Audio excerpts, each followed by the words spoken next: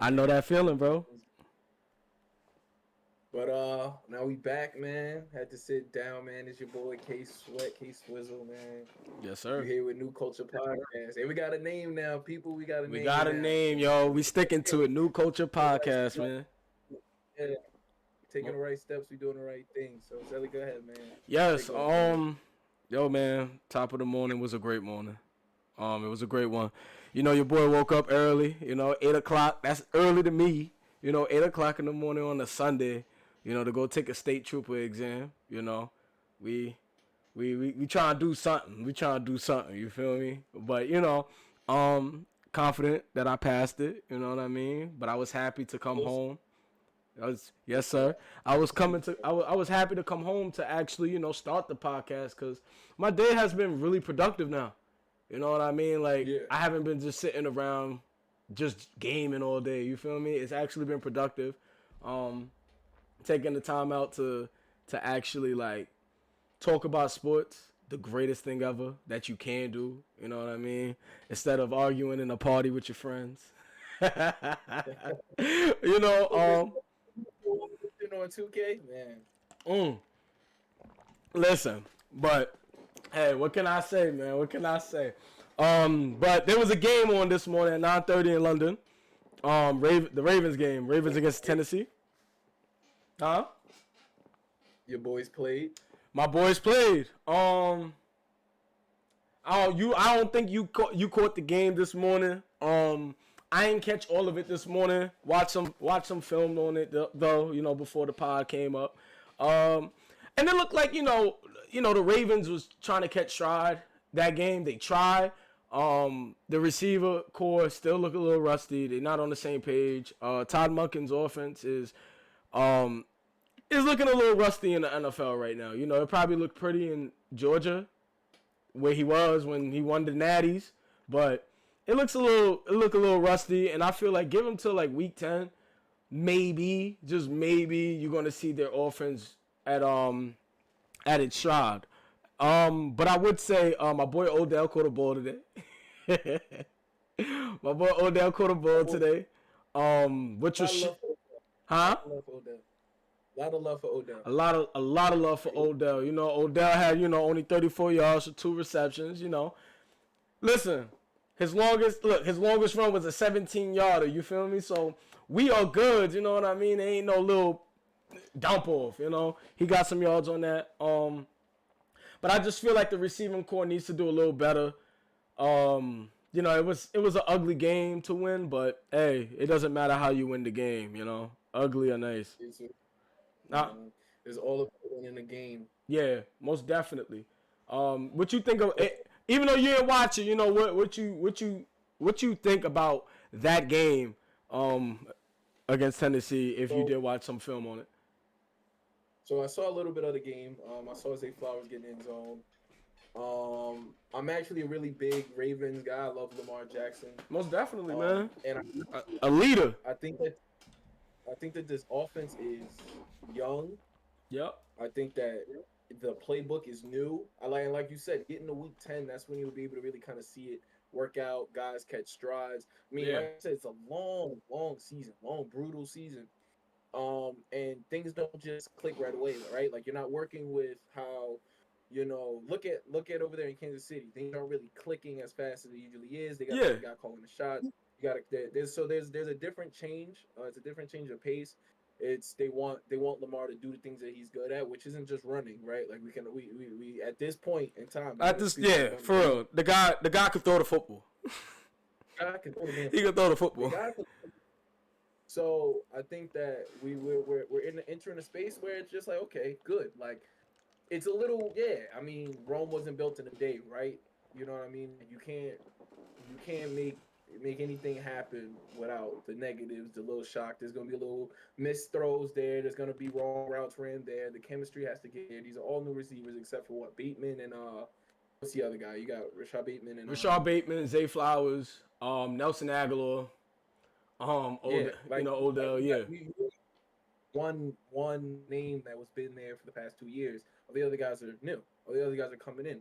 So, you know what I mean? I'm expecting this. Not really too shocked. I did think though that he would have played again like we said the offense is new, but I really do feel like he would have played with a little bit more. I guess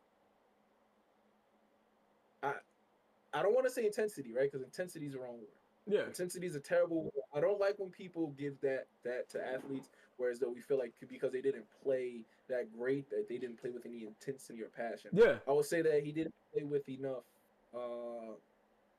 It looked slow. Things kind of looked like they were slow, that they were taking. You talking about for Baltimore, right? I don't know. Yeah. Yeah. From the highlights I was seeing in the game, everything kind of looked like they were scoring and they were winning because of how good they were. Yeah. Does that make sense? That do make sense. Yeah. But not that they were winning because of the system.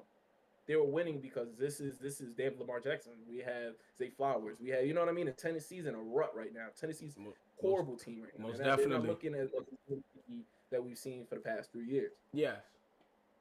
Most definitely. So I think you kind of see the weaknesses a little bit. Not the weaknesses, the lack of knowledge in the offense a little bit. Yeah.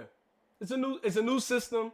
You brought in what? You brought in honestly 3 new receivers to learn a new system, you know, over the offseason and minicamp, you know, and it's going to take some time. Like, I just feel like, you know, the offense, look, Lamar, you're going to see the interception that he threw. I don't know who fault it really was when he threw the interception.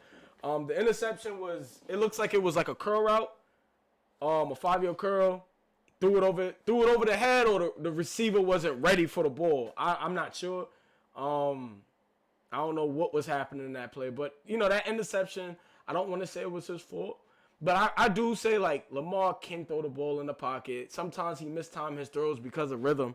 You know, and that's the one thing he needs to do. He needs to find his throws in rhythm, and he's been doing very good. He's been very good at that. Like he's been actually getting the ball out in rhythm instead of trotting around like what's his name? Don't want to throw names out there, but I have to. Man, that's just trotting around. Russell Wilson. He's back there in the pocket for almost 25 centuries. You know? He's flustered though. He's flustered. Yeah. I think at a certain point it's bigger than football with him. But that's a conversation for another time. Yeah, no, most definitely. We look, listen. We actually have to talk about it. You know, not yet. We're gonna talk about it in another one. But yeah, most definitely. But the Ravens game, we'll see in week 10 what's gonna happen and see if they do hit their stride. You know, we ain't gonna keep talking about them until you actually see like they're actually winning games with force. Another topic, you know, we want to touch on. Nathaniel Hackett beating Sean Payton. Now this was real big on my list because I don't know if you watch training camp with the New York Jets. Yeah. Hard Knock. How they was. I didn't. I saw one clip and it was with Aaron Rodgers telling his line, like, we're not gonna start this shit. Yeah. So you gotta understand that Sean Payton put a target, right? And Sean Payton being who Sean Payton is, because I mean he took a long break from coaching in the NFL, but before he took that break, Sean Payton was. We're gonna get to that. We're gonna get to that. Continue. He was. I mean, besides the whole targeting thing, which you know, I mean, he let somebody else take the blame for that. But besides that whole targeting thing, Sean Payton was that guy. Super Bowl winning coach, consistently kept Saints team led by Drew Brees consistently competitive. Yep, most definitely. Went on and said some things about Nathaniel Hackett, which I did agree with. I have to say that Nathaniel Hackett was someone who lucked up and got a really good job and could not. He got a car that was way too fast for a first year driver. Yeah, way too fast. Most definitely way too fast. Yeah. And not only did he not succeed, he failed. Mm-hmm. In the ways that certain coaches don't get to fail and get another job like the one that he got coaching Aaron Rodgers. Yeah. Which, if Aaron Rodgers doesn't get hurt, he looks like a genius. Yeah. right? But we don't have to get into Zach Wilson and how we feel about him. But he could be also another cause for Zach Wilson's struggles. Because if Russell Wilson could not win with this man, how can any rookie quarterback? How can any young quarterback? You know what I mean? Mm-hmm. Okay. And Sean Payton goes on and says, yeah, he shouldn't have really been the coach. It's I don't that's not quote for what he said, but that's what he was alluding to. He really should not have been the coach. I agreed with that 100,000%. He goes out, they lose that game. I don't think that says anything that Leo Hackett is, honestly. Yeah. I think that was a good team beating on a bad team. Okay. So, with Nathaniel Hackett, what you just said, I'm 100% with you with this one game doesn't mean that he's a good coach. I don't know if I touched on it the other pod, episode 1, about Nathaniel Hackett actually being more creative in his offense with Zach Wilson. And we had the conversation about the Zach Wilson and how, I believe that, he can win some games because he can be some type of competent. Zach Wilson and the Nathaniel Hackett thing, I don't know if it counts. I don't know. I don't know if it counts, but, Nathaniel Hackett is going to have to prove this season that, he can actually be creative, change the playbook, and not evolve his career around Aaron Rodgers. For example, the whole reason why he got the job at Denver was because why? He said, hey, I can get y'all Aaron Rodgers. Remember the rumors that was going on with Nathaniel Hackett going to Denver and Aaron Rodgers saying, yo, get me to Denver. You know what I mean? And that's the thing, we're going to talk about his bad season with Russell, but we also got to remember, Aaron Rodgers was supposed to come there and save his life, but he didn't. Now he got fired. Now he's at the Jets. Now he's with the Jets. He goes to the Jets, and it's the same result. He think Aaron Rodgers is supposed to save him. That's what I do believe. There's certain coaches in the league, I feel like, that do get saved by players. All-time great players. And that's why there's people saying, Sean Payton, you had Drew Brees for how long, bro? That's a legend. That's a Hall of Famer. You know what I mean? What did you do? You won one Super Bowl. And now you're so-called a great, an all-time great coach. Yeah. You know that, and that's the thing. There's certain coaches that I feel that gets brought up. They dead get brought up after winning probably one Super Bowl or actually having a great season and making a quarterback an MVP. And that Broncos roster isn't bad. It's not you feel what I'm saying? It's not like he has a 2017 Detroit Lions. Last year, that team wasn't bad defensively. This year, defensively, they're bad. They're horrible. When I tell you they're so horrible, you watch them play football. I watched the game. I watched the Kansas City game with Denver. You know what I mean? You saw it. That was the game if Russ puts points on the board. Bro. That is a competitive game. For the first half of that game, they only let up 14 or 16 points. So, all right. Against the Super Bowl champions? Yeah. But you know how I feel about them because they let up what? 70 points. They let up 70.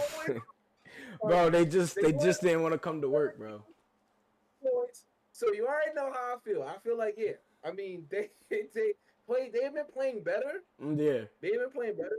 Yeah. They've been playing better. Mm-hmm. They let up 70 points.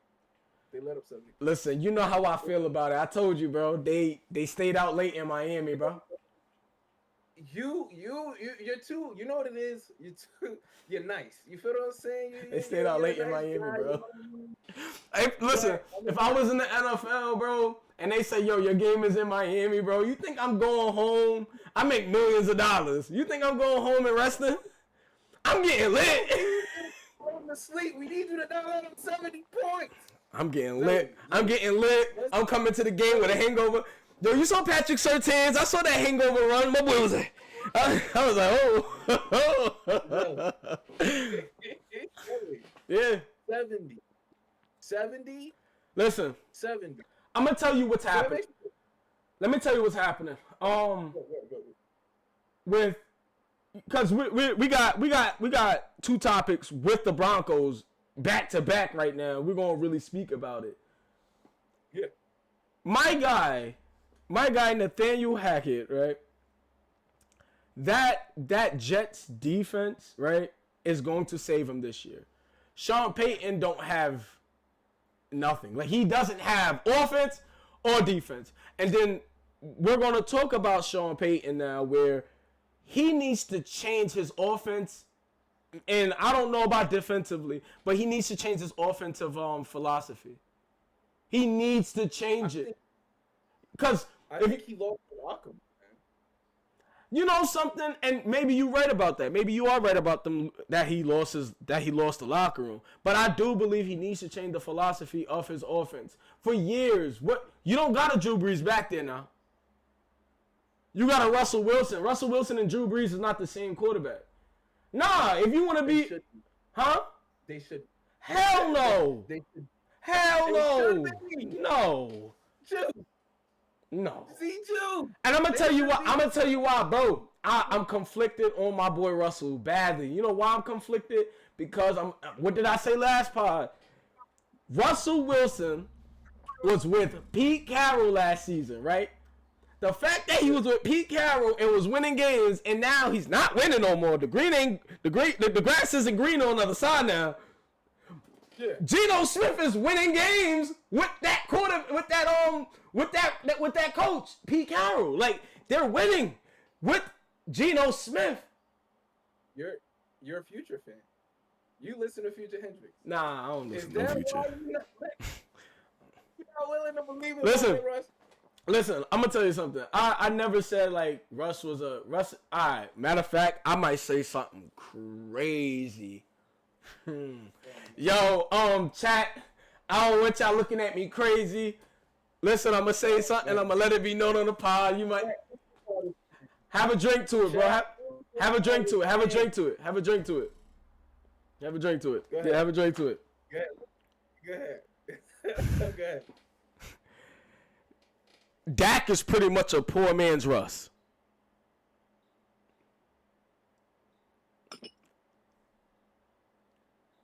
Now, let me tell you why I believe that. Huh? Can you repeat that for me, please?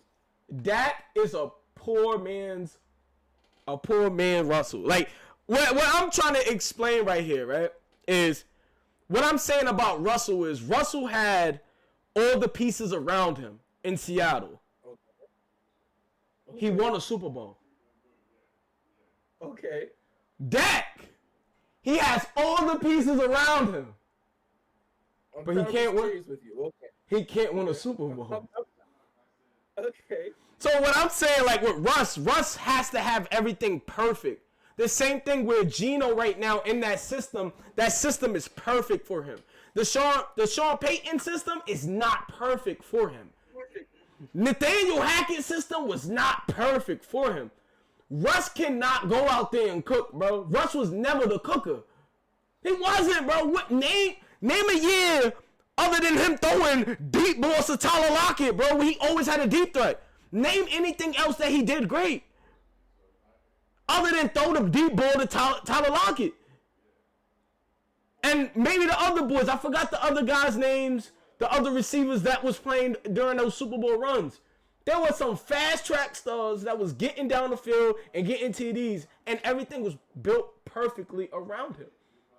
Because guess who he had? The Legion of Boom. He had a great defense. All he had to do was give the ball to Marshawn and throw the ball. You get what I'm saying, bro? So that's what I'm saying. Like, I do believe, like, Sean Payton, yes, he needs to change his offensive philosophy because he needs to put Russell in a system that he's actually good at. And then again, Russ is not as athletic as he was. You get what I'm saying? Think about that. So, and I'm gonna tell you this right now. I'm not a Dak guy. I'm not either. His career say that Russell, that team, the teams that Dak Prescott had, would have won the Super Bowl already. Yeah. You got that. If you look at that NFC East, I mean, we're not even gonna dive into that. I think what you said is insane. It's literally insane. That my boy Dak is a poor man Russ. Yes, Dak is a Dak. I don't think it's Prescott. insane. I've never seen another Dak Prescott. I've never seen a guy fumble in the playoffs, big games, fumble away wins the way he will. Yeah. Kirk back. Russell to me, well, worked his way to the starting role. He's one of those guys that you're right. Like he does need a little bit of things to go right for him. Mm-hmm. But going to Denver wasn't the best situation for him to begin with. Yes. Right? Like he didn't get into a situation that was like, oh, they're built to win. They were built to be competitive, but they're not built to win. I mean, Jerry Jeudy's a great wide receiver. He also is like top 5 in drops. I ain't gonna lie. You saw the shit. You saw the shit with Steve Smith. Yes. Smith is a like Steve Smith talking shit, and then how do you feel? He called him a jag. He called him a jag, bro. Just a regular player. That's crazy. He called him a jag, bro. Just a regular guy. But a guy, I mean. And I think, but just how you phrase things matters, right? Like in the context, things matter.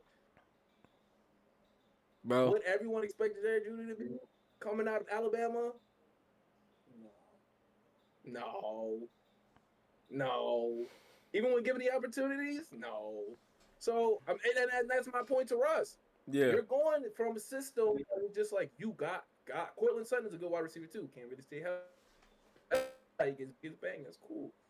You're going from a situation where you like, okay, this guy dependable. This guy dependable. Offensive line dependable. You're coming from a culture of winning. You built something here. And on the other side, you got guys like Bobby Wagner. You got guys. Everyone in that Broncos team, how it's built. Like I said, it wasn't built to like. It's not built like Duralast, right? Like it wasn't built to this is the best battery. Like the what's the one with the bunny banging the drums? You feel what I'm saying? Yeah. They only built for. I think that's Energizer. I think that's Energizer. Is it? They don't last as long as they're last. You know what I'm saying to you? And that's what I think about the Broncos. They was just put together. They're built to be competitive. They're competitive. Super Bowl winners. They're competitive. But when you 70 points, you saying? So that could tell you everything you need to know about that team, man. Yeah. Russ wasn't brought in. Russ was brought in to be a savior, not to be a quarterback. They wanted a savior. They wanted a captain saver. And the ship is sinking. But look, when was Russ ever a savior? Tell me when. Okay. You gotta think about that, bro. When was Russ ever a savior? I'ma tell you. You can name quarterbacks right now that's saviors. Pat Mahomes, a savior. You could throw Josh Allen in there, a savior. You could throw Lamar Jackson in there, a savior. Like you could throw some quarterbacks in there. You know what I mean? That's you could be like, yo, listen, all I need to do is get down the field. Please get me down there. Russ was never that guy to do that ever. Also, you gotta remember, listen, I'm not putting this against him. The man threw a pick on the 1 yard line. That was bad play design, man. Come on. Give my guy a shot. Give him a break. That's bad play Look. If you listen to me. If you're a savior and your coach called something like that, right? I'm audible in that shit, bro. I'm changing the whole. Yo, Marshawn, you're getting the ball, bro. I don't care what coach is telling me in the booth. Zellybjuice. If you're a savior, game on the this right now with the game on the line. With the game on the line, you want the ball in your hands, bro. I 100,000 juice, juice, juice, juice. Tell the truth. With the game on the line, when it matters, whoever said on the goal line, let me hand the ball. Juice, that's not you, bro. What? Listen to me. Listen to me. If I'm a coach and I'm lined up at the goal line. I'm lined up at the goal line, and I tell my team, "Yo, listen, we're about to pass it on this down, all right? You're gonna do a slant. That's what you're gonna do. You're gonna do a 2-route. We're gonna do a 2-route, and we're gonna dump it off into the end zone, bro. They ain't gonna see it coming. They not gonna see. That's what they thought. They wasn't gonna see. Malcolm Butler was not supposed to see it coming, bro. Think about that. But what happened, bro? They got down, bro. Another crazy thing is, I was watching the Marshawn podcast. He said he was even lined up on the wrong side because he was just like, what the fuck? What the fuck did we just... He was confused. He was confused. So if I'm a coach and I'm sitting here like, all right, bet. I'm telling my player, my quarterback, yo, listen, this is the play. And he changes it because he sees something better, which is giving Beast Mode the ball. You know what I mean? Like, for example, listen, Brady would have made that call. Come on. That's not fair. Brady would have made that call. That's not fair. No. Listen. Keith. Okay. Yo, listen. Brady would have made that call. Peyton Manning would have made that call. Like, your great quarterbacks would have made that call. Ben Roethlisberger, I don't want to put him in there, but he would have made that call. Like, nah. You're on the 1 yard line, bro. If you got a star running back, that is a monster. You're not going to give it to him at the 1 yard line? Are you serious? So that's why I'm saying, like, name a time when Russ actually cooked for himself other than throwing that pick in that pivotal game against the New England Patriots. That's my whole point about Russ, bro. Huh? That was a bad play calling. Mistakes were made. Your quarterback's supposed to be your leader, the captain. Let me tell you this though. To what the topic started as, I do think they blow this whole team up. I think you'll see a lot of key players in different jerseys. Denver, right? They have to blow this thing up. I think after that, and again, I have to allude to, after that 70-point loss, you lost the team. Their coach, there's nothing you can tell anybody. There's nothing that there's no pep talk. There's no, you lost the soul of the team. Yeah. That got beat out of it. And I think, like I said, he lost the locker room before he became hard nosed. We're gonna bustle. You feel what I'm saying? Kind of coaching style, Sean Payton. And these dudes now, we not on that. You feel what I'm saying? Like, you're not gonna talk to no guy coming out of college like now, or even anyone that 28, 20. You feel what I'm saying? Range, nah, most definitely. The same way that you did. We got these guys. We got mental health awareness now. We got coaches that are player coaches now. You know what I mean? It's not so dog eat dog kind of mentality, and it's not so, and I'm not. I mean, it's still that way. Yeah. But you're not gonna be able to coach those guys the same. They're not rabid wolves that are just coming to put a helmet on. And this is I think they dream. I just want to hit people all day. Those days are done. Those days are done. Yeah, those days. That's all you can't. And I don't think he knows approach anymore. I don't think he knows how to be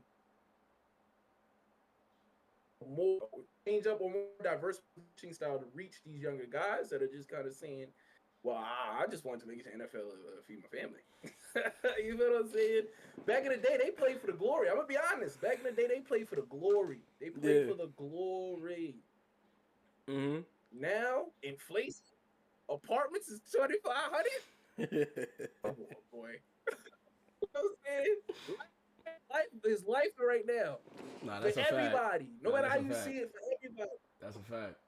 These the same process don't move the same for everything. So it's just like I don't think he's been able to change up his coaching style. I don't think he has that open door policy where coach guys can come to him like, "Yo, coach, I'm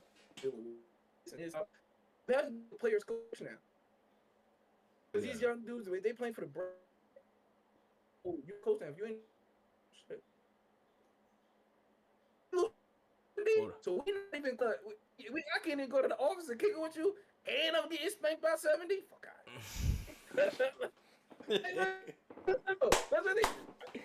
Come on, bro. Yeah. Come on, bro. We ain't. Nah, I they feel you. don't even. They don't even. He lost the locker room, man. He lost the locker room, and I would be shocked. I would really be shocked because I mean, what are they? 1-5. I don't know their record. I think they did win one. Throughout the 4 games, Russ only had 1 interception throughout 4 games. No matter how bad we kind of say he only had 1 interception through 4 games. He had 3 touchdowns. Right? Cool. It's not the best. You can't hang your hat on that. You can't hang your hat on it's Russ. Right? Like you how long? How long can you say, oh yeah, it's Russ? Russ is not cooking. Who else in the fucking kitchen? Somebody else gotta be in the kitchen. Where's the I ain't gonna lie. There ain't nobody. Everybody called out. Everybody called out. So when you get to the end of this season, they sit down and he's gonna say, "Oh yeah, Russ, who it is? Trade him to the Jets. Trade him, blah, get him going. We paid him all that money. We've drawn. We got money. That's the truth. The money gonna be there. That 3-year contract won't matter in 2 years because there's 1 year left, and you gotta make a decision anyway. But you gotta sit down with Sean Payton. You say, okay, if he was the issue, we come back next season. We do what you want to do. What if you don't win next season? Do you say it's you now? Right? Where's the accountability? Yeah. So I think that's the issue with the Broncos. I think that the Broncos have a full issue, a full whole organizational issues. So they got to give up on these old. So you're with them blowing it up. Blowing it up. Blowing it up. I'd have asked for it.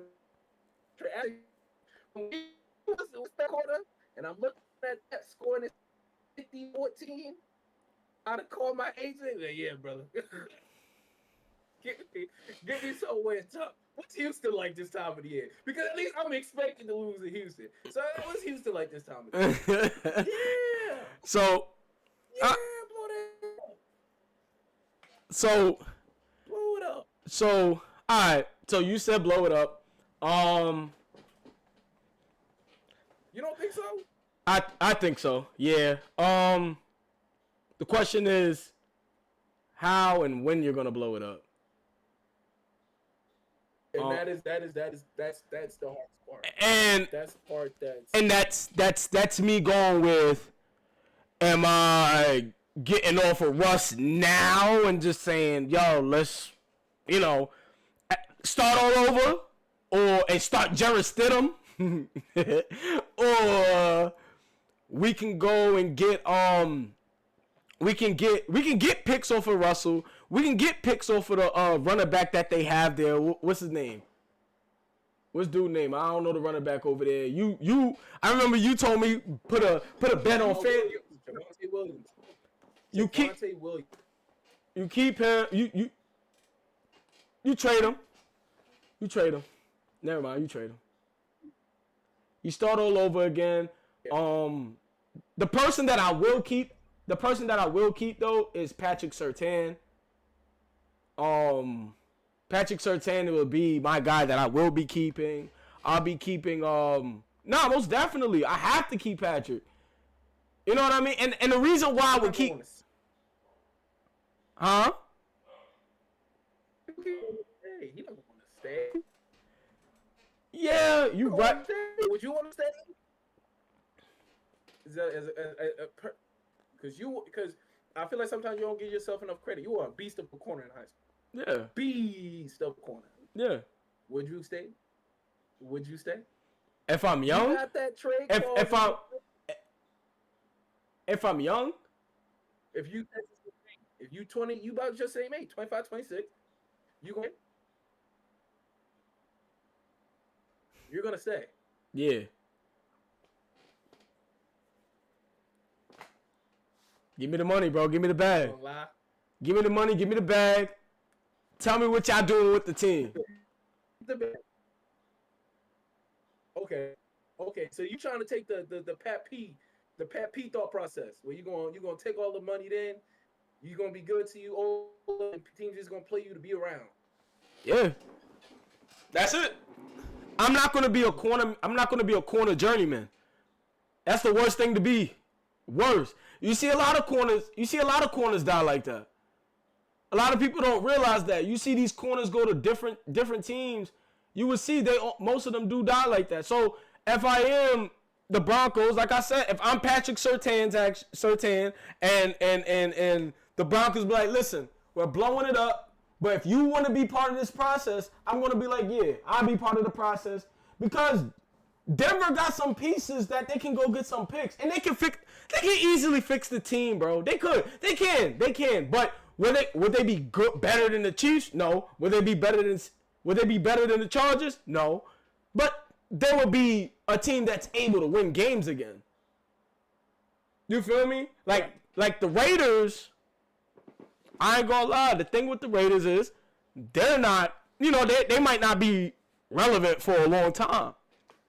But I do believe Denver should blow it up. That's it. Like, if it ain't blown up by week 8, they hate those players in that locker room. That's all I'm gonna say, bro. That's it. I need to bathroom break, man. I ain't gonna lie to you. Huh? I need a bathroom break. Do your thing. Desperately. Do your thing. Desperately. Pause. Do your thing. We'll be back.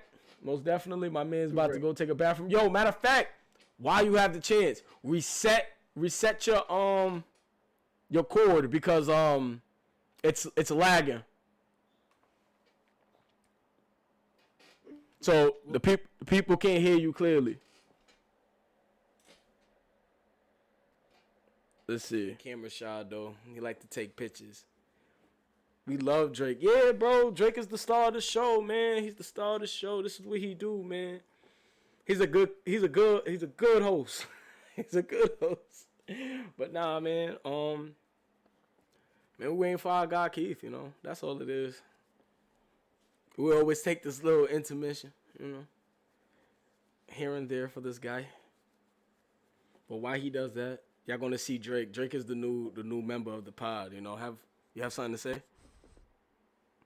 He don't have nothing to say. My boy Keith is back. How's it going, man?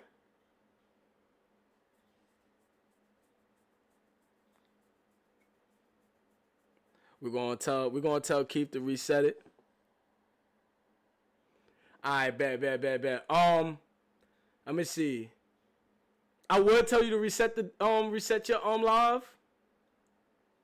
Cause like when you talk is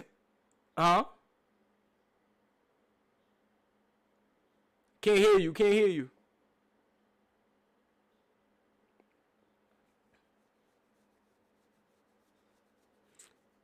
I got Costco, man. Man, my boy be shedding, boy. How about now? You good. My boy Simmons in the building. All right, there's a little. Oh man, what's going on with y'all boys? Now I'm using my mic, so we good now. Yeah. Perfect. We here. Okay. Man. Now that we back, let me let my boy Drake out the room.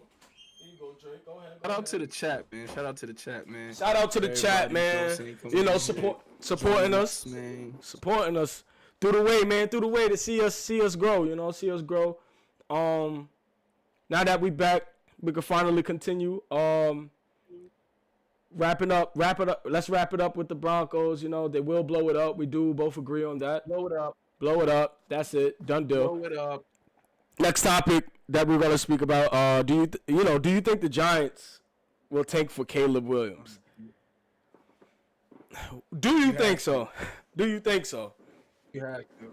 You have to. I mean, listen, and I say it as simple as this. When things go wrong, somebody gets fired.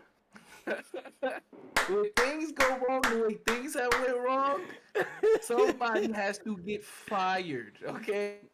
You can't fire somebody you just paid $45 million to. He's not fireable. No matter how bad he is at his job, he's not fireable. Mm-hmm. So then you gotta look. Is it the GM who decided to pay this man? Is it Brian Dable? Is it the defensive head coach who can't seem to leave a team on zero? You know that's not possible, people. You can't leave an NFL team on zero every game. Oh, you talking about your guy upstairs? Who is the Ravens D coordinator?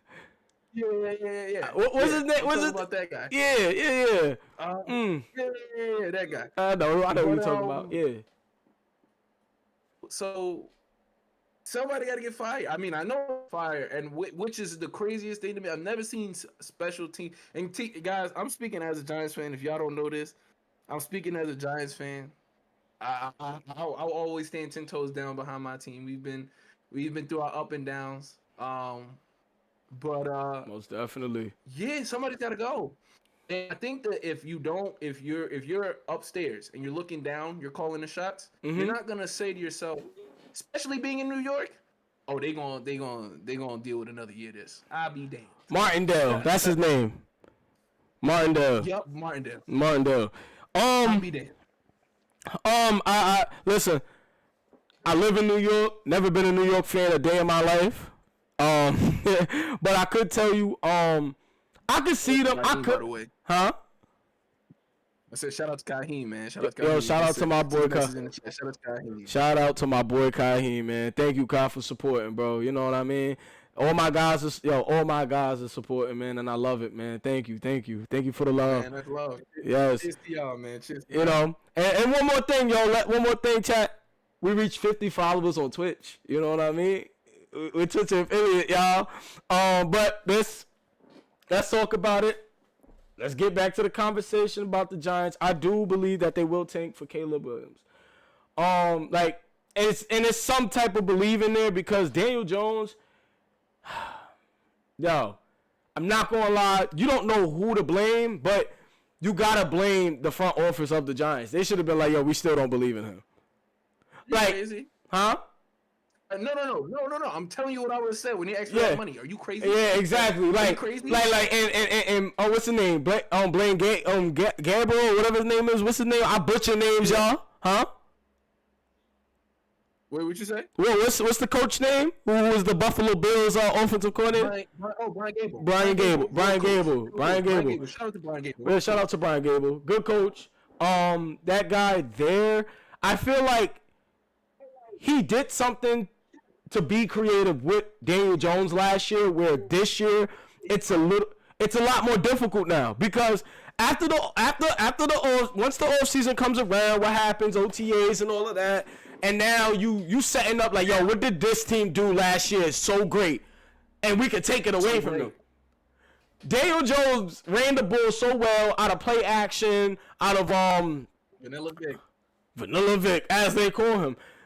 He did all of that in the system when he just got there because nobody knew what Daniel Jones was going to do. So it made he look really good. You made an average quarterback look so good in that conference last year. So the thing is, I do believe like they should just look into getting a quarterback in the draft. And if not, right? If not Caleb Williams, right? If not, look, you know who I'm big on, North Carolina, Drake May. You feel me? A lot of people don't know about Drake May. No. A lot of people don't know about Drake May, but Drake May is that man. No. He's that man. You want Bo Nix? I'll take a Bo Nix. And I'll take Caleb Williams. That's it. And I'm gonna tell you why. We did it. We did the Bill Belichick scouting. We're gonna get the guy that no one thinks we're gonna get, and it's gonna work out in our favor. And you know what it did, Zelly? You know what it did? I cry on Sundays. And We twice all- if we play on Mondays. we all do. Because there's no other game to watch. Listen, I'm I gonna tell can't you. even distract myself. Look, you telling me that it's hard for you to watch. It's hard for me to watch as a fan of football. Not a fan of the Giants, a fan of football, because you got the Giants playing at 8 at night on a Monday night. You got the Giants playing 8 at night on a Sunday night. You got the Giants playing on a Thursday night. 8 o'clock at night. Again, bro. I'm tired of it, bro. They need to fix it. You know how you know other leagues won't stand this, bro. They kicking you off the TV line, bro. They're like, you know what? That's it. We're not putting you on TV no more. You have to understand we went so heavily into this idea of what we saw with, because here's where it really went wrong. Yeah. When we had that, it was week 6 of last season. We were in the midst of our 3-game winning streak. Yeah. And we do our communications, they come that Brian Daboll having this conversation, and someone asks him about Josh Allen. And he brings up the similarities in height and size, even though they're both about 6'5", 6'4", 6'5", 6'6", and their ability to scramble. Mm-hmm. And New York media. New York fans. Delusion. I try to stay out of the delusion, but it came with this idea that that's normal. That's normal for sports fans, though. But continue. Is Daniel Jones similar to Josh Allen? ? And then that's when you saw the speed comparisons to Lamar Jackson. And then you saw, he has such a perfect QBR rating. You know what that QBR rating was? Checkdowns. Running back, screens, slants. And people ate it up. Yeah. And then they were like, he just needs a wide receiver. The offensive line isn't. The guy's in his own head. He doesn't want to make the wrong decision because he's nervous. Every decision he makes isn't a decision he wants to make. If it was up to him, he'd probably be a second string quarterback, which is fine though, because I feel like that's a certain position people thrive in. He wasn't worth the money or the finance that we backed him with. We could have paid Saquon Barkley. Mm-hmm. Saquon Barkley would not have sat out those past 2 games.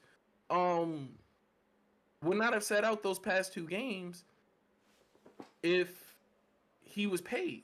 Yeah. Played. Yeah. That's what Saquon Barkley is. Mm-hmm. So what that guy should have did, Daniel Jones should have did, was say, hey, listen, I'll take a pay cut. Pay this man. Because every game that he did not play except for one last season, we lost. When he does not play, we lose. If I can't run my screens, if I don't have my play action partner, which the running back plays a major play in the play action game, because nobody wants Matt Breida. I'm gonna tell you that right now. Nobody's scared of Matt Breida coming running the zone right, zone left. It's just not true. You think? Come on. You think Michael Parsons is saying, "Damn, Matt Breida might get the ball on this"? What about Jalen Carter? You think they told Jalen Carter coming in, hey, bro, you might have to worry about Matt Breida this season? And shouts out to Matt Breida. It's no hate to Matt Breida, but it's the point that we paid the wrong man, and the wrong man didn't step up and say, I'm going to take less money, because the only way that I'm going to be successful is if this man gets paid. That's a fact. And now he's not paid. We're 1-5. And here I am. I'm not I'm just because we started this podcast, I'm getting into college football. Was not a really big college football guy. Now I'm here. Oh man, you ain't the only one. I tell you this right now. The closest I've came to watching college football was when Tebow was in the league, and Johnny Manziel, and I was young. Yeah, you feel me? So, and that's the thing. Like I don't watch it now. I watch it now because of Colorado. Shout out to the Buffaloes. You feel me? Colorado, you know what I mean? We believe in y'all, Dion. We believe in y'all. Most definitely, I believe in you, bro. You're gonna get some dogs and you're gonna start winning games. But hey, we're gonna start watching college football. Things is gonna be a lot better. We're gonna know all the sports. You feel me? But to continue the topic on the Giants, let's talk about Saquon. You brought him up. We brought up Saquon. Saquon Barkley, will he be traded before the trade deadline?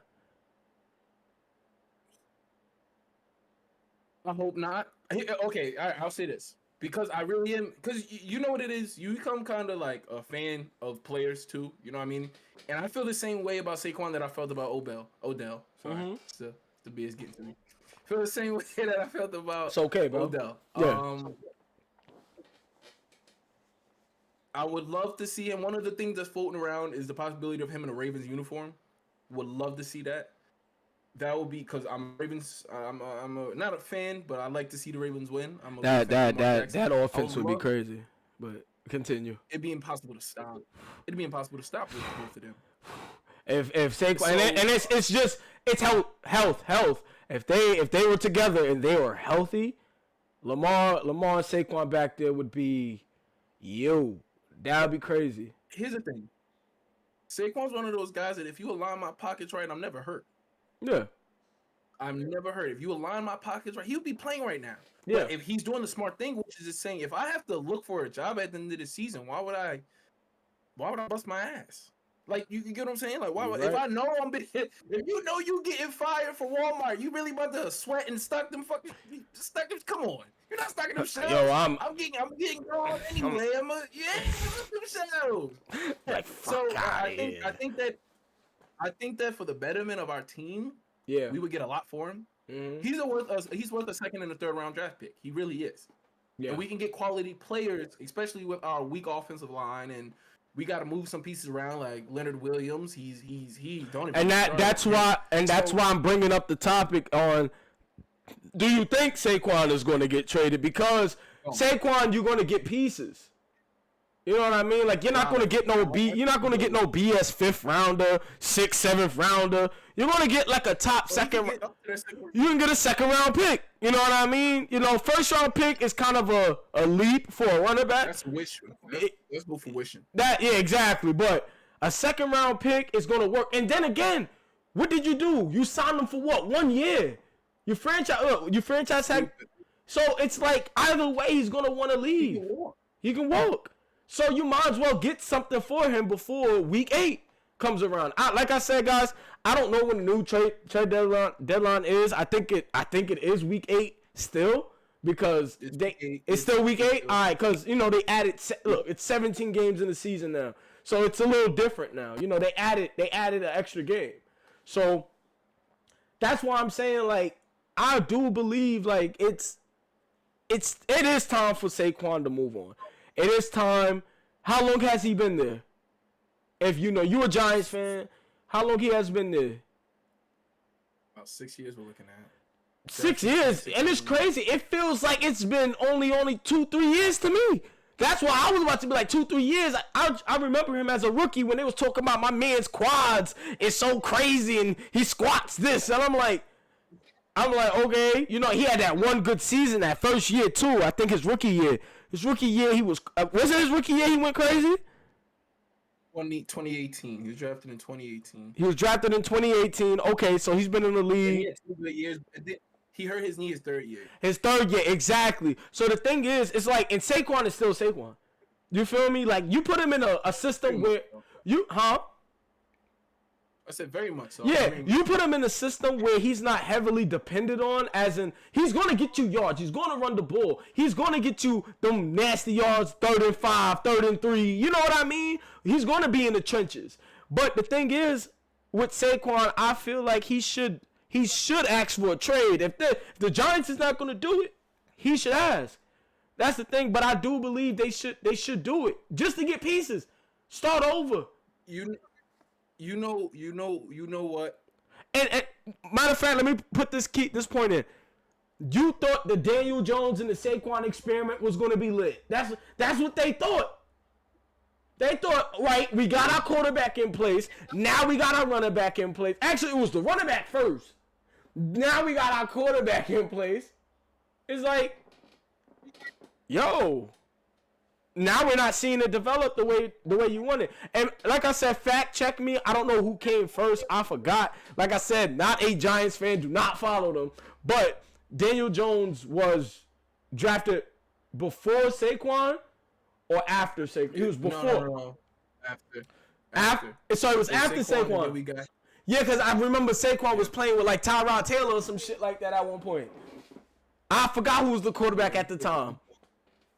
we played with Eli for a year. Hey, all right, so you see what I'm talking about? Like, y'all thought y'all had y'all quarterback in place. Y'all might as well move off Saquon because he's not going to be invested in restarting the whole process. You know what I mean? Like, he's not. You know he's not. Think about that. You think Saquon's going to sit in that locker room and be like, well, here we go again. Now it's time for y'all to look for a quarterback. No, he's out of there, bro, because he wants his money and he wants to win. I don't know where that is. It would be lovely to see him come to the Ravens. That's my squad. But it would be lovely to see that. But I'm going to say this. There's going to be a sleeper team that's going to try to grab him up. You might see Kansas be like, hey, over here. I mean, if you're Kansas City, like I said, if you're a team, you're Buffalo also. You're on the team and you're on that verge and you're looking for that to win. Because like I said, when you're talking running backs, you're talking usage, right? Yeah. So he's a guy you can. Christian McCaffrey's a perfect example. I'm talking. Yo, you read my mind. I didn't even have to say it to you. He got drafted that year with him, right? He got drafted with. What happened after the Carolina experiment? They traded Mans away, and now he's happy in San Francisco. But continue. You put a guy like Saquon in that San Francisco offense. You don't even see a difference. Yeah. I see run even smoother because I personally, and I'm saying this may be biased, I think Saquon's more of a dominant runner when he in open space than Chris McCaffrey is because he's bigger, he's a little bit faster, and a lot more. Yeah, of course. Of course. It's just that Christian McCaffrey is in a good system now, so it looks really good. In Carolina, I won't say he was killing. I won't say he wasn't killing, but it's like the system that he was in, it helped him out, you know? Saquon could do the same exact things that he can do. Yeah, he's 17. He was drafted a year before Saquon. A year before? 17. Okay, yeah, I was 22. A year off. But that's what I'm saying. You got to compare those two. You know what I mean? You have to. You stayed on the team for 6 years. You stayed on the team for well, I don't know. You stayed on the team 4 to 5 years. After you stay on the team for 4. Now I'm talking about the 18 when Saquon got drafted. You know what I mean? 5 years. You feel me? Rolling into 6 years. It's time, bro. It's time to let go of this man, bro. Stop holding him hostage. It is time for him to leave New York. Let him go explore, you know. And if he turns into a journeyman running back, damn. But then again, because that's what usually happens, bro. Like, you leave, now you're a journeyman. No, bro, I really do think Saquon's a special talent, bro. Saquon's a special talent. I think he on the same boat as Chris McCaffrey, the same boat as, Derrick Henry. They're special talents. I don't think they have a journeyman's mindset because the reason they're invested. Yeah. I think you don't think so. No. I'm looking at the 49ers Browns game. Continue. You don't see that on your screen? No, I don't. You know what it is? I'm still learning this tech stuff, man. I never watched. Still learning the tech stuff. It's all good, bro. It's all good. Jeez. Oh, they're playing good. Who they got at quarterback? PJ? Is that PJ Washington playing today? Not DJT, man. Damn. What's it called? Dorian something Smith. That kid. I forgot his Finney? Nah, is it? I think that's his name. Who? Let's see. Going crazy. I do think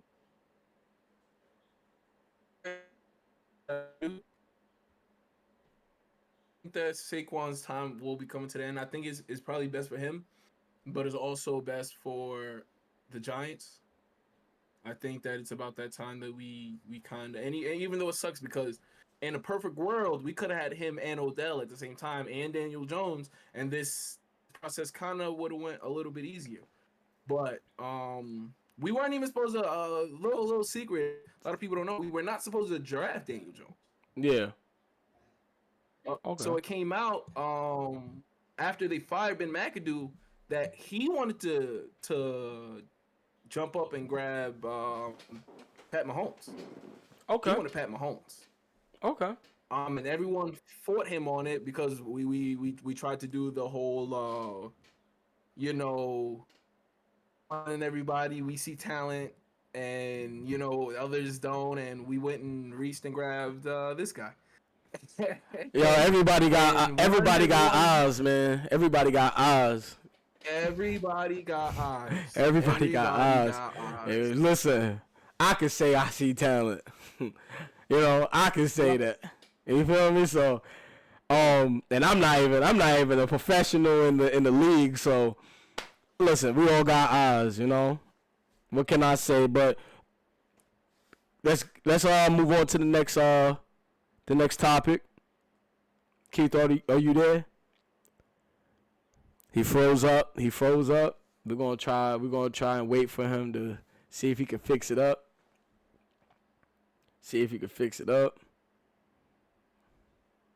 Let's see. There we go. Let me see. Hold up. We good?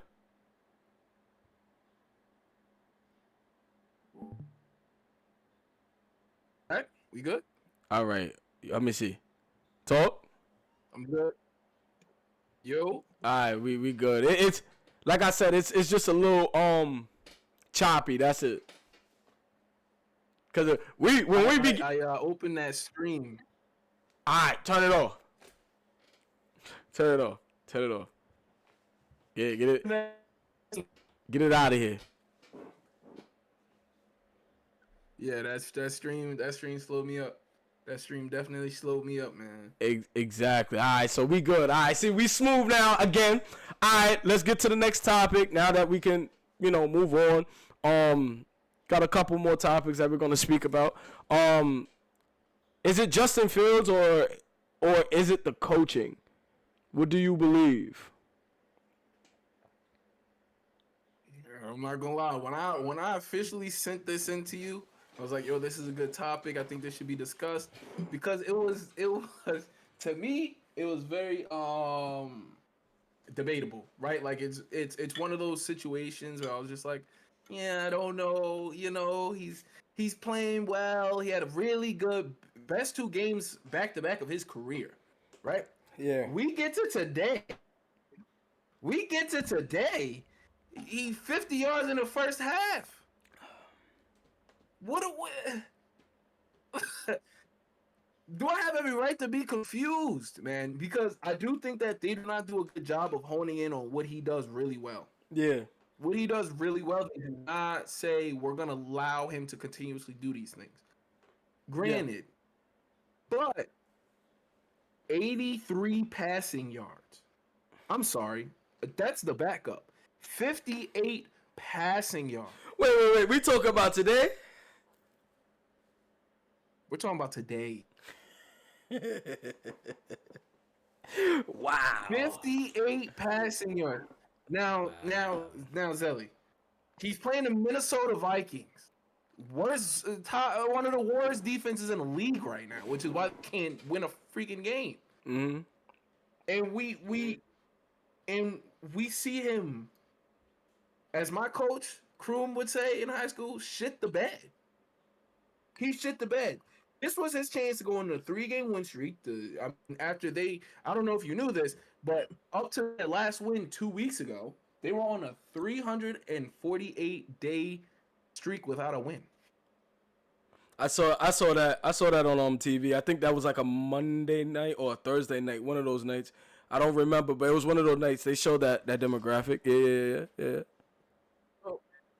So we get to now. You played really, really, really well. Had your first 300-yard game 2 weeks ago, and then the last week you phenomenal. You got DJ Motorball, got his touchdowns, and then we go to this week, and you're going against Minnesota, and you got to be saying to yourself, yes, Minnesota has not played good on the defensive side of the ball all season.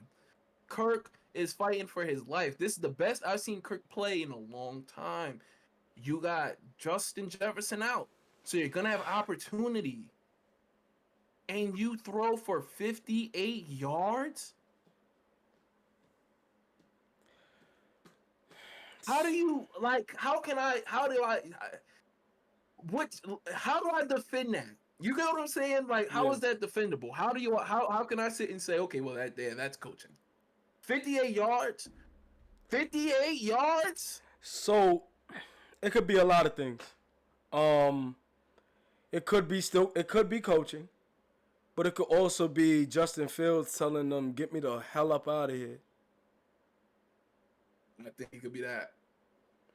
And that's where that's why, like, when I looked at when you sent that in to me, I'm like, man, I ain't gonna lie, I don't even want to be in Chicago. You know what I mean? And it's like, are they tanking for Caleb Williams? Like, are you guys gonna get Caleb and move on for Justin? It's really weird to me where you see the Arizona Cardinals, you keeping Joshua Dobbs out there. Kyler Murray's probably healthy. Oh yeah, they're done.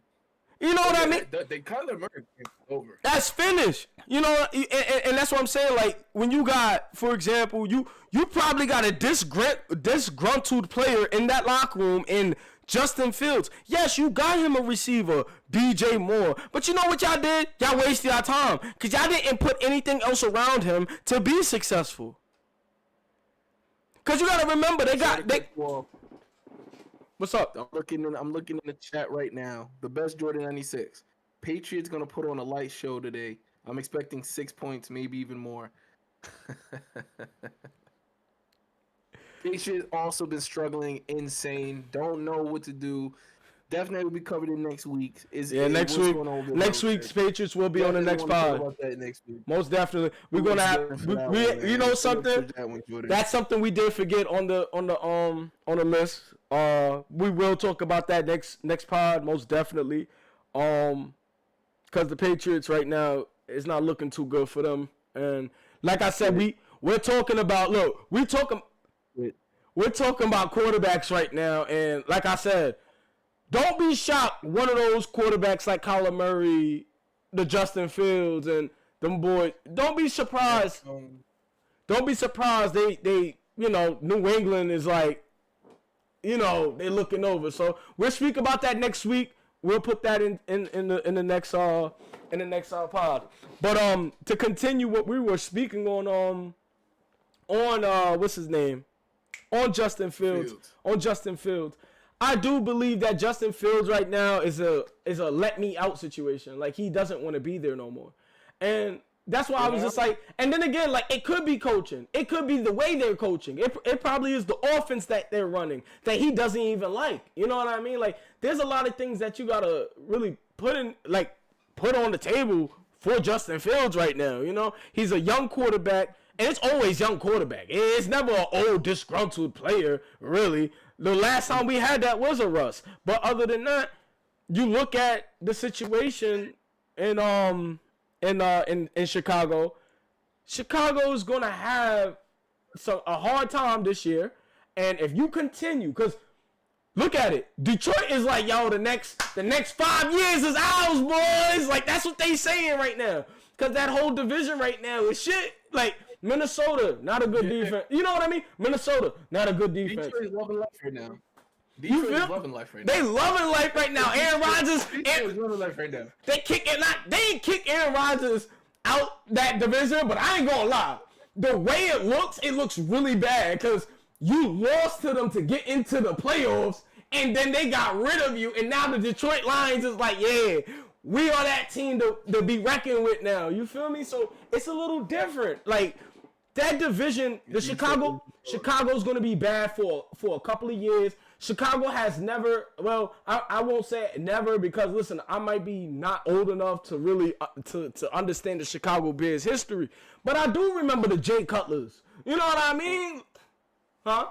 Well, before we even go there, any old head that wants to come and have the conversation, we don't care. I'm gonna be honest with you, we don't care. If it wasn't in the last 2 decades, we don't care. We don't care about the 85 Bears. We don't care about the steel curtain. Listen. Shout out to Urlacher. Shout out Buckets. Shout out. We don't care. Yeah, Devin Hester. DH. Another one. We respect the greatness. We really do. If it's not in the past decade, we don't care. We don't might care. even give you the 2010 because that's when the Giants won their Super Bowl. But other than that, we don't care. We don't care. I'm sorry to tell you. Yeah, and I do agree with you on that. I do agree with you on that. I do, like I said, I do believe that Justin Fields is they're gonna continue playing him, but it's gonna be probably, I don't want to jump to conclusions, but it might be a Mac Jones situation where if Justin Fields is doing bad, no. Listen, if Justin Fields is doing bad, they're gonna pull him and throw in the second string, and that's what it looks like they did today. I'm not sure. Did he get injured? I didn't hear anything about an injury. Exactly. You gotta think about it. They had to have pulled him, bro. And that's why it's 13-19. You pulled him. He did get injured. He did. He did get injured. Okay, so that changes my whole view. Yeah. Yeah. See, guys, we're not watching the game. I'm not watching the game right now because, my game. The thing is, though, I do look at those kind of injuries, right? And to go back to what we were saying before about really not wanting to play anymore, right? Like you're not in a space where you don't feel competitive. Something happens to you that you could play through most. Yeah. I've done it. Where it was just like I told you, we was playing Army. Yeah. Listen, I had to play them boys 3 years. Yeah. There's games where I was like, my knee hurting. Yeah. Did I run? Yeah. Did I want to run? No. Of course not, bro. Of course not. Of course not. No. Of course not. So I think it's just one of those. It sucks because he really is on my fantasy. I was expecting big things from him. And from Justin, man, you messed up, man. I would have never done that. I never been part of a fantasy. I would love to join one next year. But matter of fact, NBA season is coming up, so we're definitely going to get into a fantasy with that one. But NFL, I definitely want to do that. I definitely want to do that. Never been part of an NFL fantasy. But yeah. To kind of veer a little bit because it is in the topics, right? You have your, like you said, you have your Justin Fields, you have your Mac Jones, you have your Kyler Murray, right? You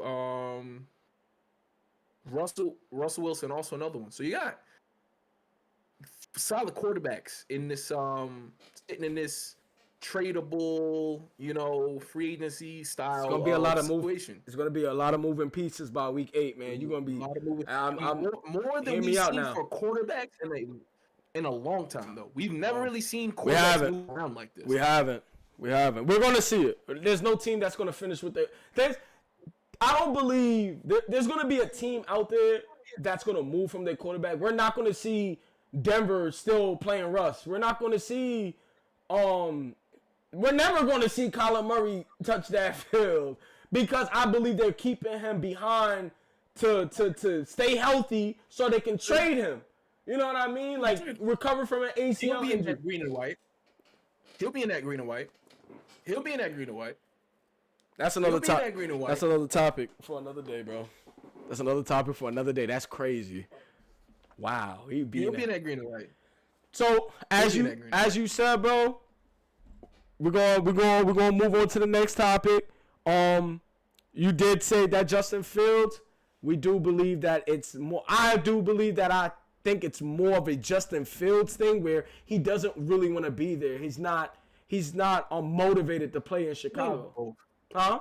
I think it's both. And maybe it is both. Him and the coaches, they're butting heads. Yeah. And it's just not working out. And it's just time to move on. Listen, man. I really want to talk about this next one.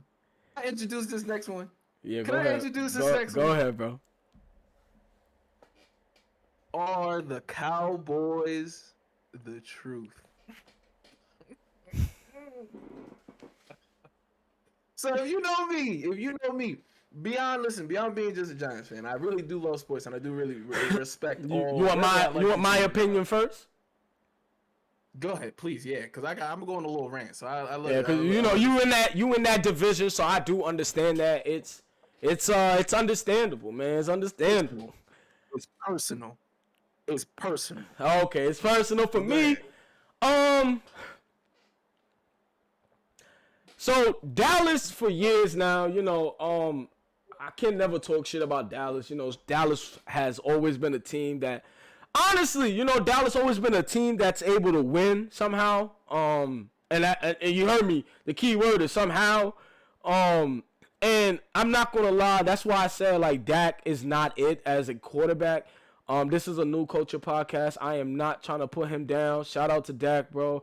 But shout out rough shit. Shout out to Dak. I just believe that the way the Cowboys want to win games is not the way that he's able to win them games. And that's, getting the ball down the field, and then after getting the ball down the field, actually scoring in the end zone.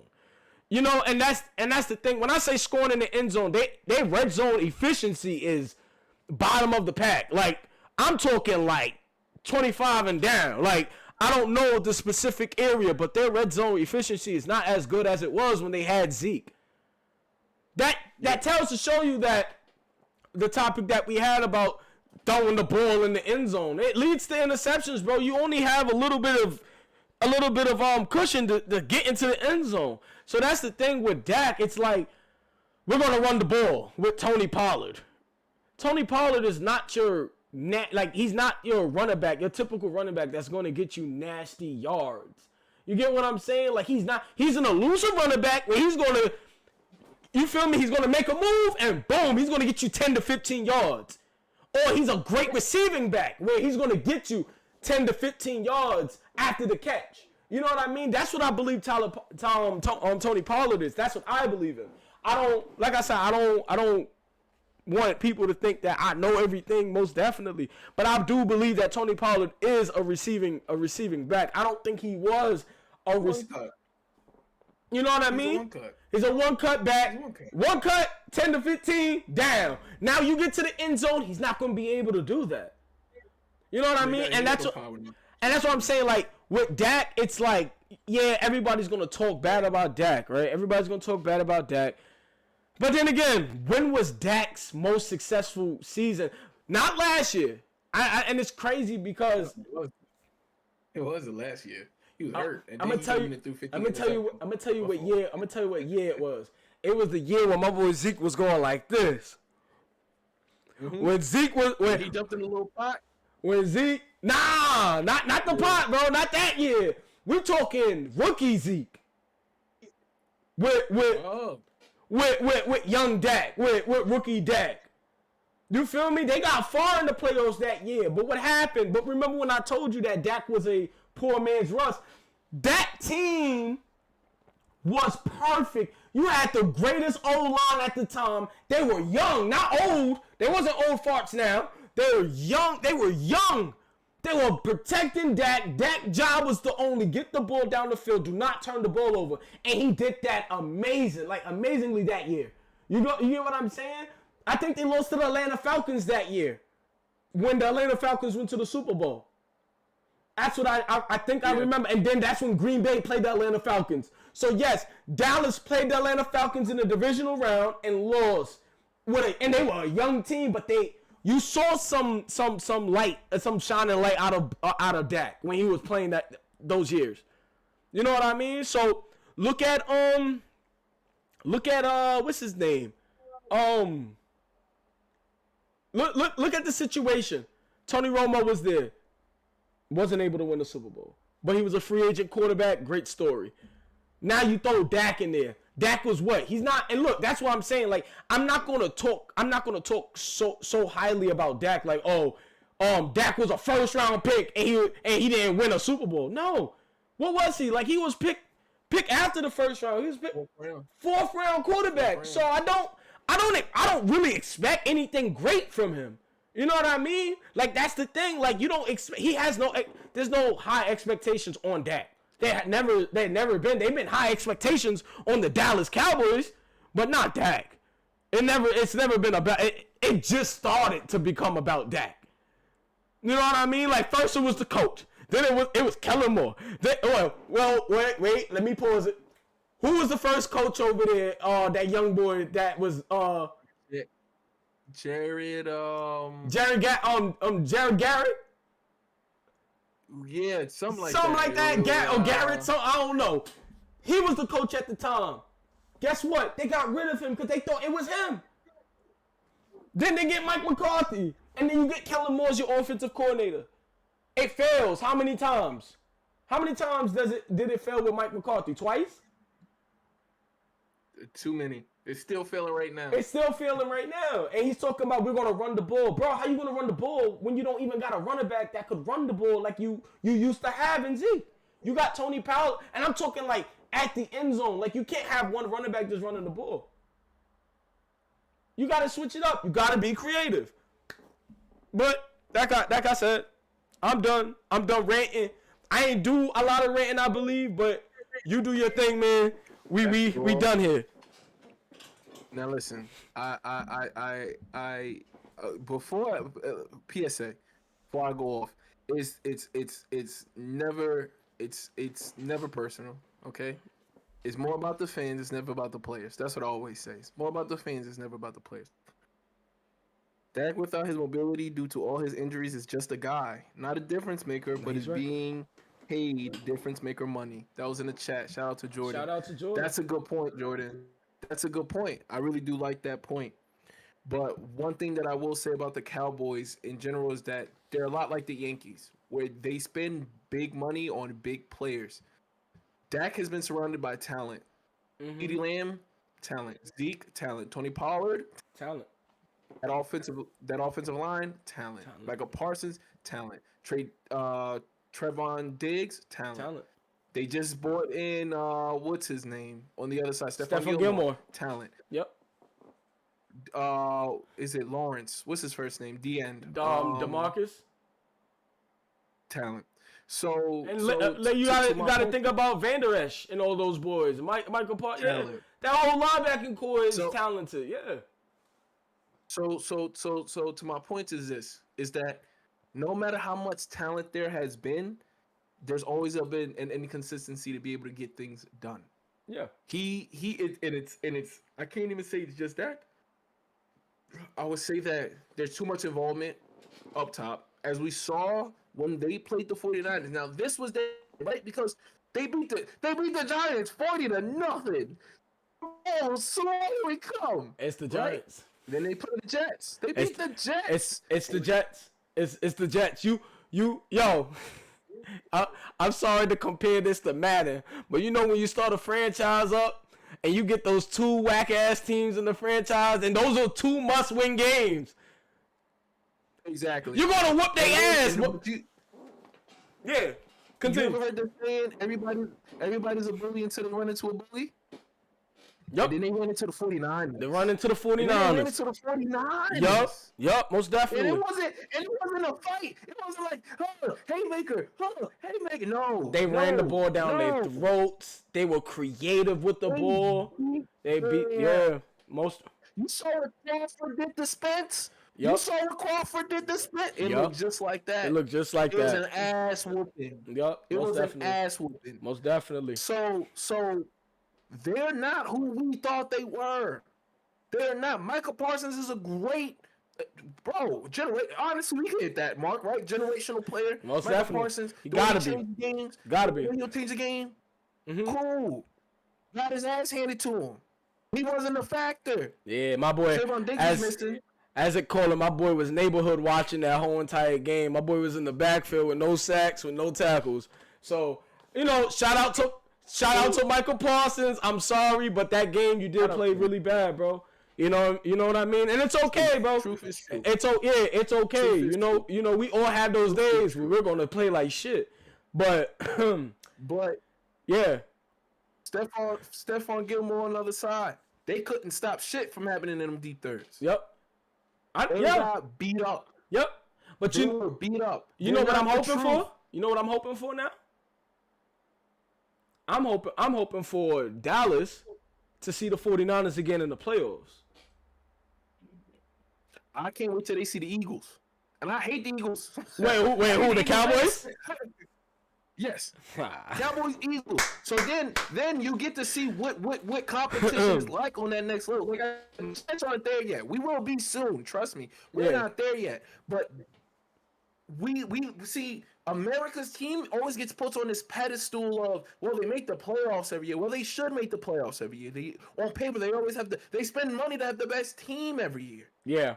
But they get put in these standards, and then they get hit, and then they get hit, and then they get beat, and then they get beat, and then they get beat, and then everyone will consistently say, "Well, they're always beating the teams that they should beat," which is true. I mean, except for the Arizona Cardinals, which we should have saw after the Arizona Cardinal game that they're not really ready to compete with the Dogs. Most definitely. Now we get placed in this realm. They get smacked. They can't beat the Eagles. They can't beat the Eagles. So what do? They're not real. They're not the truth. And I said what I said. Show me any different. But I promise you this. If they run into any other top 8 team, because they are the top 10 team in the league. They run into any top 8 team. They win by the skin of their teeth, or they don't win at all. They don't win at all. Mark it. And you want to know, it's caused by turnovers. It's always going to be caused by turnovers. You know what I mean? But we want to see what the Cowboys do in the next coming weeks. And we're not going to keep touching on the Cowboys. I am not that type. I am not making this podcast all about the Cowboys, and I'm not doing that, bro. I'm not doing that, bro. Hater. I'm not doing it, bro. So we're going on to the next topic. Where does Davante Adams go? Do you believe that he will be traded? Do you? We can make this quick. We can make this. Mark. Yeah, he's gone. Yeah, he's done. He's done. He's done. He gave up. He's done. Most definitely. Raiders. Time to hit the clock. Get rid of Max Crosby. Jimmy G, not him. Get rid of Max Crosby, as in trade him for some picks, because Max Crosby is a hell of a player. He's a hell of a player. He's out, bro. He needs to be gone. Max Crosby needs to be gone. He has to be. What's it called? Because you already got rid of Darren Waller. You might as well. You know, y'all gave him away to the Giants. You know what I mean? Like, you might as well just blow up the whole team, bro. You're not talented. Yeah, you got Davante Adams. That man wants to go again. He's turning into, I won't call him James Harden, but he's just bad. He's in bad situations. You know what I mean? We're going to get to that topic. It's going to be a quick one. But that's different. Nah, but I'm just saying, Davante Adams did leave Green Bay, ended up going to the Las Vegas Raiders. The Las Vegas Raiders, they're not winning games. The grass isn't greener on the other side, dude. Like, honestly, like, if you think about it, like, the grass isn't greener on the other side for him. He's another prime example. He could have been with Jordan Love, you know what I mean? But he decided to leave. And now you got, look, you left with Derek Carr. They got rid of Derek Carr. That's why you even came there. You played college ball with Derek Carr. But you came there, they got rid of him. Now you got Jimmy Garoppolo as your quarterback. I'm not saying Jimmy Garoppolo is a bad quarterback. You know how I feel. Jimmy Garoppolo is not a quarterback is going to get you the touches that you want. So that's what I do believe. Wrap that up. Davante Adams is, trash? Jimmy G is trash. Jimmy G's trash. The teams that I do believe, if I wanted to make a list on the teams that Davante Adams will go to, listen, I have to put the team. Kansas City is a team up there. I'm sorry. I have to put a team up here. I have to put my team up there, sadly. I do. I really do. I really do. You don't think Juice? Because whatever you don't so wrong, I gotta call you Juice. Juice, that's favoritism. But nah, you don't think Davante Adams, that would be a destination he would go to? Cause check it out. I'm gonna tell you why. Odell is not the number one that he used to be. Right? Fair. Okay. Zay Flowers is a young dude. He's great talent. But he is not going to be your number one. Right. You can get rid of Rashad Bateman. Okay. You can get rid of you could get rid of a first round pick. You know what I mean? You could. I'm gonna tell you this right now. I'm gonna tell you, and simple as this: Davante Adams is not blocking 15 times a game. He's not doing it. But that's the thing. Who said? But that's the thing. Look at the rushing yards the Ravens are doing. Right? It's not the same. You're saying he's not blocking. He's blocking for Josh Jacobs. No. He's not blocking 15 times a game, bro. All right. He's not letting that. It's too much blocking going on. All right, so that could be covered next all right, year. so bet. Let's move on. Let's say give me a young quarterback that the Houston Texans. You know what I mean? Give that boy C.J. Stroud, Devontae. You never know. He going 3 options. He's going to Kansas City. He's going to Buffalo, or he's going somewhere like Dallas. He want to compete. He don't want to watch somebody else grow up. Dallas. He's been competitive. Think about it. He's been competitive his whole career, and now you want him to change his mindset? No. Listen. I feel what send me you're to saying. Kansas City. Send me to Kansas City. I'll die over there. He'll probably take the pay cut. He'll probably say, restructure my contract. I take $14 million. I take less because I got less work to do. I got less to worry about except for learning this offense. I got a quarterback that's gonna get me the ball when I need it. They don't run the ball as much. Yeah. And I'm competitive every single year till I retire. Most definitely. What's good? Got somebody in chat. Slap ball. Shout out. You feel me? Everything good, man. But nah, I feel you on that. Devontae Adams, he's gonna go somewhere.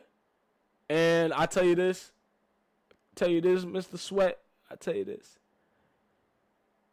I do believe that Devontae Adams will be gone before week 8. So let's give it. We got 2 more weeks to see something cook up for Devontae Adams, and we will talk about that when it do happen. Next topic, we're gonna jump on. Quick. You know what I mean? Today, I'm happy that we got to the topic right on time. I know we're ahead of schedule, but we did get on the topic right on time. Is Brock Purdy a system quarterback? They lost to the Browns today. I'm not saying this loss is going to make me be like, oh, he's a system. No, I'm not saying that. But the man is human. I ain't going to lie. Finally, I see. He's the truth. Yeah, he's a winner. But then again, even though he's a winner, you know, you do lose some. You feel me? This is his first loss, they said. This is his first loss. And since he's been the starter. You know what I mean? So with Brock Purdy losing this game, you know, I won't say anything crazy. But do I think Brock Purdy is a system quarterback? You gotta tell me otherwise. As in, you gotta take him out of the Kyle Shanahan's offense. That's it for me. Just to see it more. I just want to see a little bit more. I just have to. I have to, bro. Because Kyle Shanahan is a hell of a coach, bro. That's what a lot. Give him his flowers. He went to the Super Bowl with Matt Ryan. He made Robert Griffin III Rookie of the Year. He took Jimmy Garoppolo. Yeah. Kyle Shanahan was the offensive coordinator in Washington with his father, Mike Shanahan. When he got hurt, you talking about that ruined RG3's career, where if he would have played somewhere else, he'd be playing football right now? But that's listen. That's look. I'm gonna tell you that, and that's the part where I have to be real with myself. He didn't have a team. I'm an RG3 fan, bro. That's what I am a big Robert Griffin. I got his jersey in my closet. You feel me? Robert Griffin III was an amazing quarterback, but they put him in the right system the year he was playing. They did. For his first year, they did. They made it comfortable. Listen, this is what you're going to do. He took everything that he did from Baylor. Like, Kyle Shanahan took everything he did from Baylor and threw it into the system in the NFL in Washington. And he had so much success. That was a trash team. He didn't have great players, but he was a winner. You get what I'm saying? Like, he was a winner. He was able to win with Pierre Garçon, Santana Moss. A lot of people don't know about that name. That's crazy. Chris Cooley, I believe. Santana was a problem. Huh? Santana was a problem. Santana Moss was a problem. You know what I mean? And then you got old dudes on the other side. You know what I mean? But I'm gonna get back to the topic where you got Kyle Shanahan as an amazing quarterback. Kyle Shanahan is an amazing coach for quarterbacks. Like, you got to look at his resume. Look at it. Look at the resume, bro. RG3. Look at it. RG3.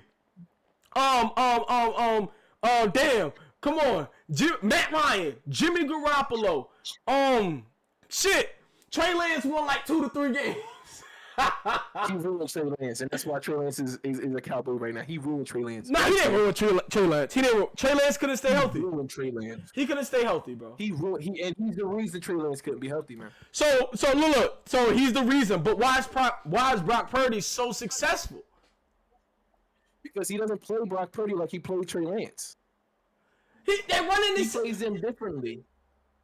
They're so running in the same system. They're not running the same plays. So the thing that it seems like the thing that Kyle Shanahan does is whatever you do great in college, he's gonna bring it to the NFL, and that's what he did. Like Brock Purdy, look at his college numbers, look at his college his stats. You're gonna see Brock Purdy was a good enough quarterback to get some jobs done.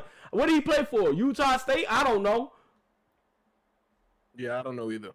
I think it's Utah State. But that's the thing. Like, look at Brock Purdy, man. Like, I do believe that he needs to get out that system. I said I was going to make this quick. He needs to get out that system in order for me to say that Brock Purdy is the truth. Because I'm going to tell you something. I hated Brady for years. You know, and I'm talking like I was not a big fan of Brady. But, you know, after the Super Bowl he won, it took me till he won that Super Bowl against which one? The Atlanta Falcon one. Okay. You know what I mean? It took me to that one. And after and I'm not gonna lie, the Seattle one, I'm not gonna lie, I was just like this. Like, I couldn't count it, you know what I mean? Because like, that was a crazy game, and the Legion of Boom did have Tom's number. You know what I mean? They did their best to stop Tom. So that's what I'm saying. Like, look at that, and then look at Brock Purdy. It's like, okay, they're totally two different people. People are starting to compare, like, they hit gold on Brock Purdy. I need to see it in a different system before I can say that. So just to add, I got a quick excerpt. Do your thing. Call it. Yeah.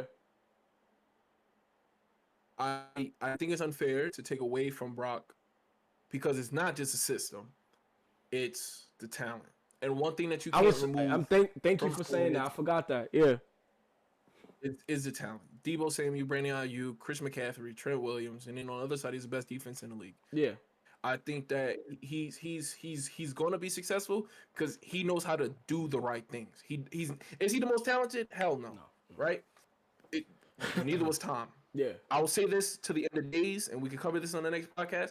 Aaron Rodgers is way more physically talented as a quarterback than Tom Brady will ever be. Mm-hmm. Will ever be. But Brock is not just the right system, it's the people around him, it's the pieces around him. So it's impossible for me to say that he's not the truth when he's been nothing but the truth.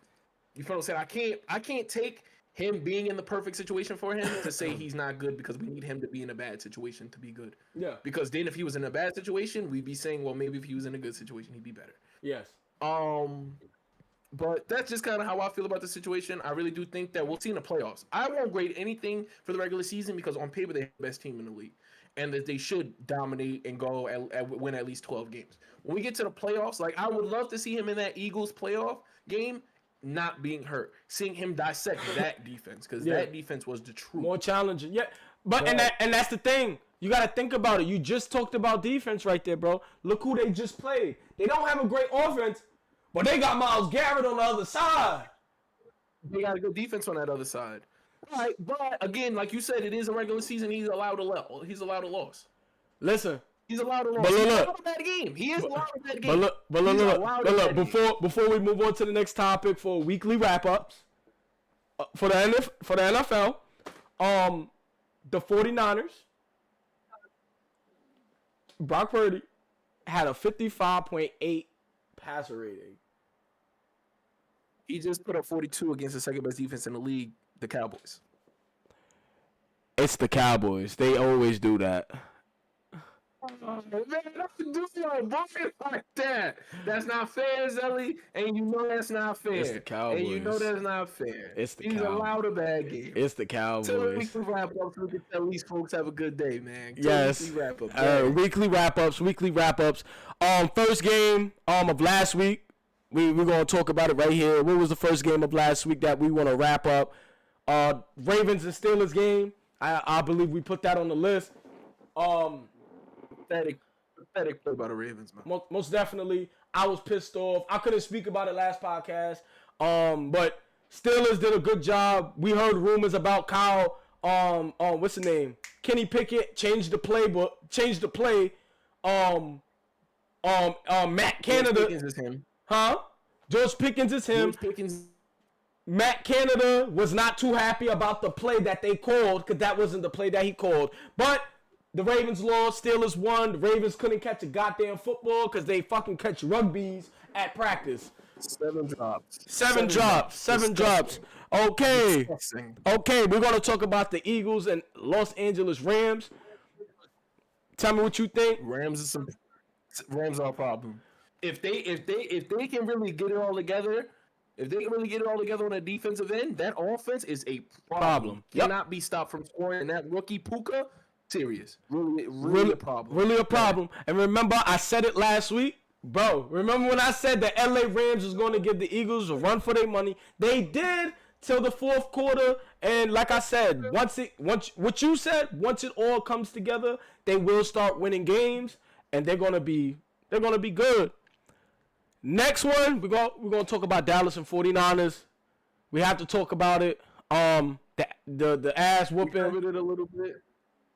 It was an ass whooping. One of the worst offensive games I've seen from Dak Prescott and CeeDee Lamb in a long time, and I really do think CeeDee Lamb is a top 10 wide receiver. I'll say this to the end of the day. Yep. Quote my boy Shannon Sharp. Quote my boy Shannon Sharp. Back to back to back. You feel me? My boy threw 3 picks. Back to back to back, son. You feel me? Terrible. So, Dak, listen, get it together. Win some games, you know what I mean? What is it? They play the Chargers tomorrow. We can't wait for that. Let's move on. Yeah, that should be high scoring, man. Exactly. It should be. It should be, but it is Dallas. I keep telling you that. Expectations, bro. Expectations. When the expectations are high, they will freaking lose the game. Let's talk about it. We're gonna switch over real quick. On the news, I want to talk about this. But do you think James Harden will be a Clipper? And if not, do you think he would even be traded? No. James Harden will never play for any other team but the 76ers. He's not going anywhere. Brother better get comfortable. Well, my opinion on it, I do believe we got the pieces to trade for James Harden. But we just saw news today that Terrence Mann is an untouchable asset, and they're not trading him. And if they don't get James Harden, there's a chance that the Clippers might go for Malcolm Brogdon. So we'll see what happens in the next couple weeks. Preseason game? There's 2 more games, right? Yeah, season starts next week, I think. Season starts next week. At the beginning of. It's next week. It's next week. The week after this. The week after this week. Yeah. So we can't wait, y'all. We're going to come back to y'all with another podcast, episode 3 of New Culture Podcast. You feel me? And, feel me? Shout out, listen, I just want to give a special shout out to all the people that's watching, that's following us. Most definitely. You know what I'm saying? Shout out to my boy Costco, man. Most definitely. Much love to all the friends, man. Peace and love to all. Most definitely. Go Giants. Yeah. Yeah, man. See y'all. Wrap up. Oh, and good question for the chat. What do we think about Colorado blowing that 29-0 lead? He already accomplished so much. He accomplished a lot already. 1-11 to 4. What is it? 4-2, 4-3. Yeah.